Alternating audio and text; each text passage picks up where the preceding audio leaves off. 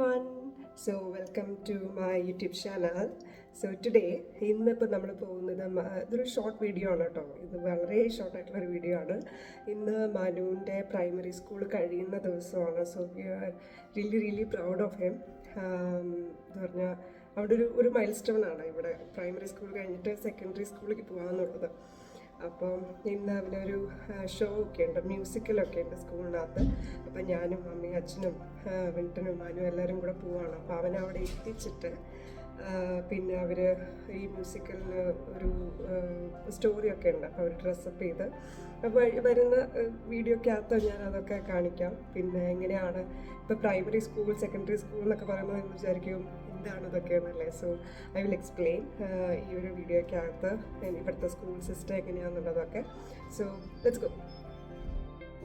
നല്ല അടിപൊളി പഴംപൊരി അമ്മ ഉണ്ടാക്കി വെച്ചിട്ടുണ്ടായിരുന്നു കേട്ടോ.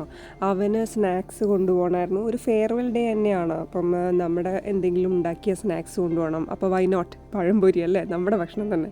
അവരൊക്കെ ഒന്ന് ടേസ്റ്റ് ചെയ്യട്ടെ നമ്മുടെ ഫുഡ് എങ്ങനെ ഉണ്ടെന്ന് അല്ലേ. അപ്പോൾ അതെല്ലാം കൊണ്ടുപോയി. മ്യൂസിക്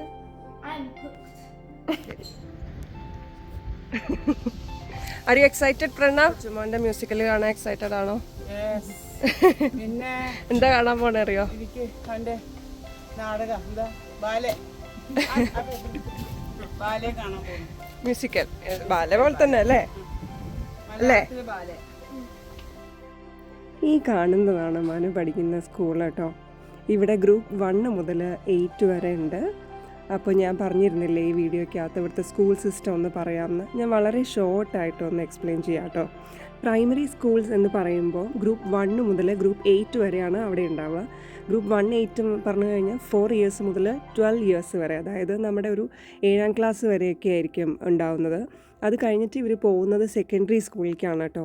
സെക്കൻഡറി സ്കൂളിലേക്ക് പോകണമെങ്കിൽ ഇവർക്ക് കുറച്ച് ടെസ്റ്റൊക്കെ ഉണ്ട്. ഇപ്പം ഇവനുണ്ടായിരുന്നത് സീറ്റോ എന്ന് പറഞ്ഞ ടെസ്റ്റായിരുന്നു.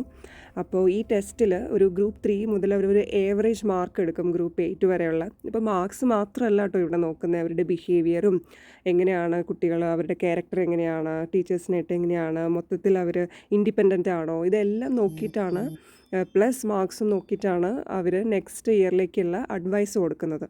അതായത് സെക്കൻഡറി സ്കൂളിലേക്കുള്ള അഡ്വൈസ് കൊടുക്കുന്നത്. അവരുടെ ക്ലാസ് ടീച്ചർ തന്നെയാണ് ഈ അഡ്വൈസ് കൊടുക്കുന്നത് കേട്ടോ. ഇത് പല ലെവൽസ് ഉണ്ട് സെക്കൻഡറി സ്കൂൾസിനകത്ത്.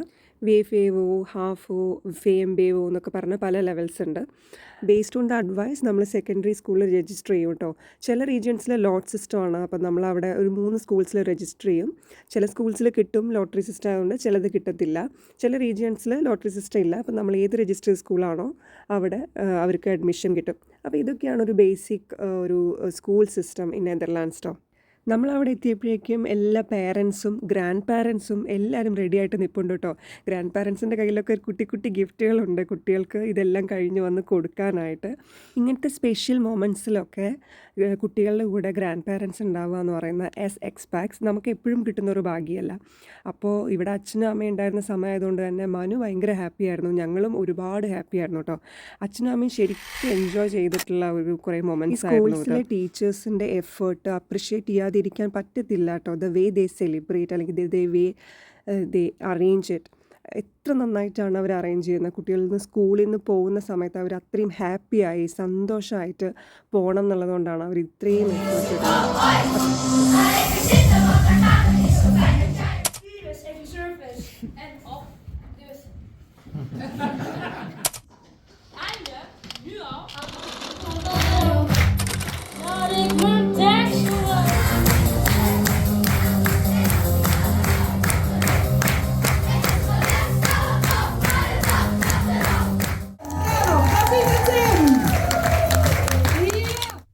ഓരോ സ്കൂൾസിലും പല രീതിയിലാണ് കേട്ടോ അവരിത് അറേഞ്ച് ചെയ്യുന്നത്. മനുവിന് എങ്ങനെയായിരുന്നു എന്ന് വെച്ച് കഴിഞ്ഞാൽ ടീച്ചർ ഓരോ കുട്ടികളെയും വിളിച്ച് ഈച്ച് ആൻഡ് എവ്രി വൺ ഓരോ കുട്ടികളെയും വിളിച്ച് അവരെ കുറിച്ച് അത്രയും കാലം അവിടെ പഠിച്ചിട്ടുള്ള ടീച്ചറുടെ അഭിപ്രായങ്ങളും പിന്നെ അവരെ ലിറ്ററലി റോസ്റ്റ് ചെയ്തുകൊണ്ടിരിക്കുകയായിരുന്നു കേട്ടോ. അവരുടെ AI ഒരു ആഫ്റ്റർ 20 ഇയേഴ്സ് എങ്ങനെയായിരിക്കും അവർ, അപ്പോൾ അവരുടെ പിക്ചേഴ്സൊക്കെ വെച്ച് സ്ലൈഡ്സൊക്കെ വെച്ച് എല്ലാം, അതുപോലെ ഈ ഓരോ മൊമെൻറ്റ്സും അവിടെ ഉണ്ടായിട്ടുള്ളതും എല്ലാം എക്സ്പ്ലെയിൻ ചെയ്ത് ഒരു കുട്ടിക്ക് അവരൊരു 15 മിനിറ്റ്സ് അവർ സ്പെൻഡ് ചെയ്തിട്ടുണ്ട് എല്ലാം പറയാനായിട്ട്.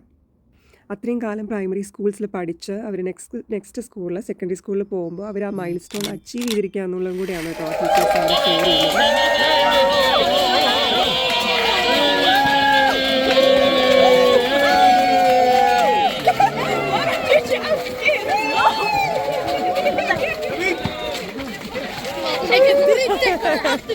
അങ്ങനെ മ്യൂസിക്കലൊക്കെ കഴിഞ്ഞ് നമ്മൾ പേരൻസ് ആദ്യം താഴെ വന്നു. അത് കഴിഞ്ഞത് ഇവിടെയൊക്കെ എല്ലാ പേരൻസും കൈ പുറത്തൊക്കെ പിടിച്ച് പിള്ളേർ അതിൻ്റെ ഉള്ളിൽ കൂടെ നടന്നു വരുവാണ് കേട്ടോ. പിന്നെ അവിടെ സ്നാക്സ് ഒക്കെ എല്ലാം സെർവ് ചെയ്തിട്ടുണ്ടായിരുന്നു. കോഫി, ടീ എല്ലാം ഉണ്ടായിരുന്നു. അപ്പോൾ നമ്മൾ കുറച്ച് സ്നാക്സും നമ്മൾ കൊണ്ട് പഴംപൊരി അവിടെ കൊണ്ടുവച്ചു. അതുപോലെ തന്നെ കുറച്ച് കോഫി, കുറച്ച് ഡ്രിങ്ക്സ് ഒക്കെ ഉണ്ടായിരുന്നു. അതെല്ലാം കഴിഞ്ഞ് ഫെയർവെല്ലൊക്കെ അടിച്ച് പൊളിച്ച് പിള്ളേരൊക്കെ ഫുൾ ഹാപ്പിയായി എൻജോയ് ചെയ്തിട്ട് നമ്മൾ ആ സ്കൂളിൽ നിന്ന് തിരിച്ചു വന്നു കേട്ടോ. ലാസ്റ്റ് ഇവിടെ കുറച്ച് ഫുട്ബോളൊക്കെ കളിക്കുകയാണ്. പിള്ളേർ എന്തായാലും തിരിച്ചു പോവുകയാണ്. അപ്പോൾ അതിൻ്റെ കൂടെ കുറച്ച് ഫുട്ബോൾ കളി.